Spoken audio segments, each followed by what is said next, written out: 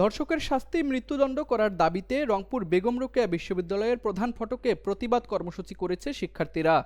আজ বেলা 11টার দিকে একটি বিক্ষোভ মিছিল নিয়ে শিক্ষার্থীরা বিশ্ববিদ্যালয় থেকে বের হয়ে শহীদ আবু সাইদ চত্বর প্রদক্ষিণ করে বিশ্ববিদ্যালয়ের প্রধান ফটকে এসে সমাবেত হয়।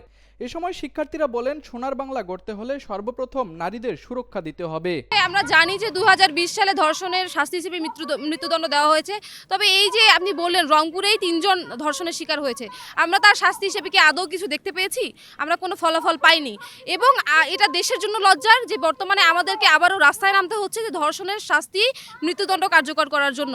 আমরা এক বাক্যে সবাই বলতে চাই, আমরা বেগম রোকেয়া বিশ্ববিদ্যালয়ের শিক্ষার্থীরা আজকে প্রতিবাদ কর্মসূচি রেখেছি। আমরা ধর্ষকের শাস্তি যত দ্রুত সম্ভব অনতি বিলম্বে মৃত্যুদণ্ড কার্যকর করার দাবি জানাচ্ছি।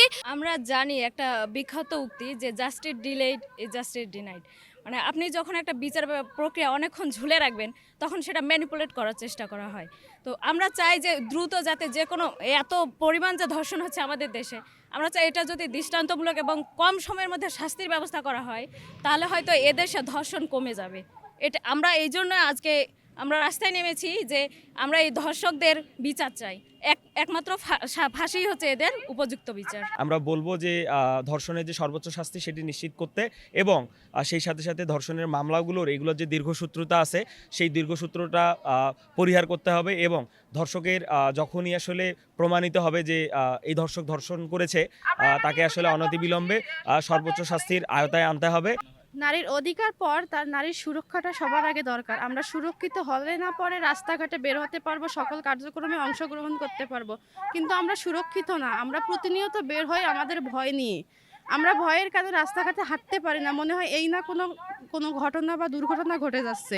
তো অধিকার তো তার পরে আসবে, আমরা অধিকার আদায় করে নিতে পারবো, কিন্তু আমাদের সুরক্ষা তো আমরা দিতে পারবো না। যার কারণে রাষ্ট্রের অংশগ্রহণ দরকার, রাষ্ট্রের সহায়তা দরকার। সরকার চাইলে আমাদের এই সুরক্ষা খুব দ্রুত নিশ্চিত করতে পারে। আইনের আওতায় এনে মৃত্যুদণ্ড কার্যকর করা এবং তার লাশকে ঝুলিয়ে রাখা উচিত। সারা দেশবাসী দেখুক, আর কোনো ধর্ষক যেন এভাবে ধর্ষণ করার সাহস না পায়, তার মনে যেন ধর্ষণ বিষয়টা যেন না আসে। কিছুদিন আগে দেখেছিলাম ইয়েমেনের একটা নিউজ, 5 বছরের এক বাচ্চাকে ধর্ষণ করার কারণে ধর্ষককে ফাঁসি দিয়ে ঝুলিয়ে রাখা হয়েছিল। অবশ্যই এটা দৃষ্টান্ত।